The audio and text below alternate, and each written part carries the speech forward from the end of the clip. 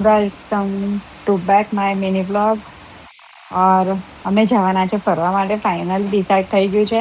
અને આજે અમે શોપિંગ કરવા આવ્યા છે. મારા હસબન્ડનો પગ બિચારા થોડો ભાગી ગયો છે, એટલે ધીરે ધીરે ચાલે છે. But it's okay, but I love do shopping. તો કેમ કે ટ્રીપ પર જવાના હોય એટલે છોકરીઓને કપડાં તો જોઈએ જ. બધા જાણે છે છોકરીઓને કેટલી શોપિંગ કરવાની હોય, અને પાછું મેચિંગ બી હોય છોકરીઓને. અને એમાં બી કપડાં ચોઈસ કરવા એટલે ભગવાન માથે લેવા જેવું છે.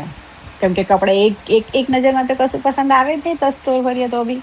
અને એમાંય મારા હસબન્ડે મને એમ કીધું, એક જ દિવસમાં શોપિંગ પતાવવાની છે.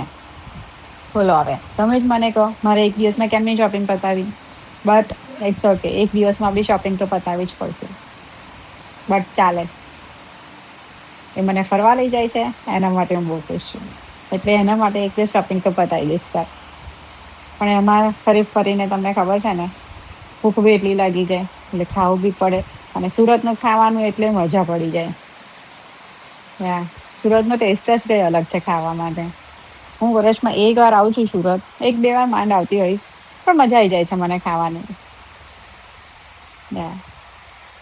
પણ તમને ખબર છે, બેઝિકલી હું ગુજરાતમાંથી જ છું.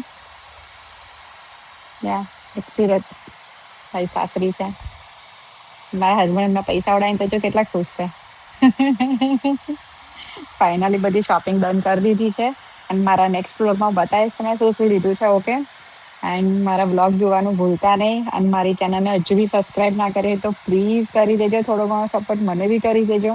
Thank you so much. Bye bye.